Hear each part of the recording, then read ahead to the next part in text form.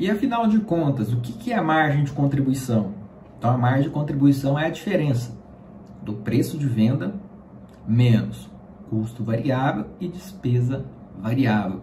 Então é a diferença entre elementos em que sobra, né, por isso com margem, que vai contribuir com a estrutura de gastos fixos. Isso é uma informação bastante útil para a gente entender quanto de margem de contribuição eu preciso para qualquer estrutura de gastos fixos, que são custos e despesas fixas, que vão existir independentemente da produção e da venda. E é uma informação que nós chamamos e conhecemos como ponto de equilíbrio, que nós vamos falar mais à frente no próximo módulo.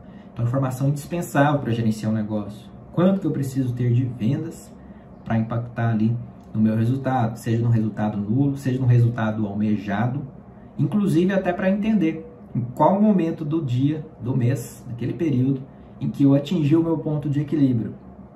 Uma vez que eu consegui compreender isso, né, eu atingi o meu ponto de equilíbrio, eu já sei que a partir daquele período eu estou de certa forma mais aliviado. O que vier a mais, aquela própria margem de contribuição, vai ser um resultado conhecido como lucro direto. Haja visto que os gastos fixos já foram pagos, já consegui aquela meta. Então, a informação que muitas empresas costumam fazer, principalmente para direcionar promoções ou comunicações relacionadas ao cliente, né? Se ela pode ser um pouco mais agressiva, né? Considerando esses fatores que nós comentamos. E aqui também nós temos o conceito de margem de contribuição sobre fator limitante, que o próprio nome já diz muita coisa. Então, existem alguns processos, né, em que existe uma limitação, por exemplo, de uma produção de um produto, por horas máquinas ou por algum motivo de limitação, seja pessoa, seja maquinário, algum motivo que limite.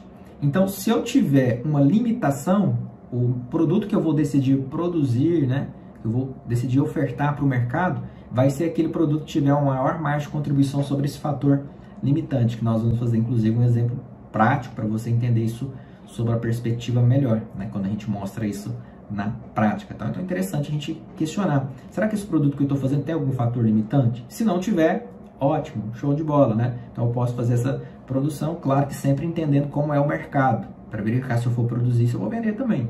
Então muitas das vezes esse produto vai ficar estocado, tá? Então quando a gente fala sobre o fator limitante, é entender o que limita, né? São as pessoas, são os maquinários ou o próprio mercado, né? Então nós vamos entender isso daí para automaticamente monetizar, né, os produtos de maneira mais rentável, mais eficiente. E também nós vamos falar sobre a segunda margem de contribuição, um conceito interessante e que envolve sobre a abordagem do conceito de custo fixo identificado. O que é o custo fixo, então? São todos os gastos relacionados à produção e fixo ele vai acontecer independentemente do processo produtivo.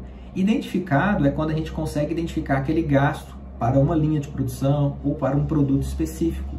E nesse sentido, nós conseguimos conhecer e identificar o conceito de segunda margem de contribuição, onde margem de contribuição, conforme nós mencionamos, é a diferença do preço de venda, menos o custo de despesa variável. Apesar disso, se eu tiver o conhecimento, identificar o custo fixo para uma linha de produção ou para um produto, por exemplo, nós vamos ter ali o lançamento desse custo fixo identificado e depois sim, nós vamos conhecer o que seria essa segunda margem de contribuição. Uma alternativa que nós temos aqui para mensurar, né, como se fosse aquele gasto fixo de maneira direta, haja vista que eu consigo identificar.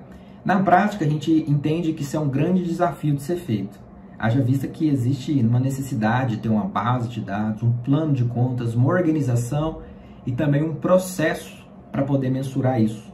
Tá? Então, muitas das vezes o pessoal acaba não aplicando esse método e automaticamente não consegue ter uma certa precisão das informações e pega todo aquele aparato de custo fixo e simplesmente, né, pelo custeio variável, obviamente, joga diretamente no resultado e pelo custeio por absorção acaba fazendo o rateio. Mas nós sabemos que parte daquele gasto fixo eu consigo sim identificar. Então aqui é uma informação interessantíssima, uma informação também relevante que nós podemos fazer, é algo a mais, é um plus que nós temos aqui, encontrar esse indicador também conhecido como segunda margem de contribuição.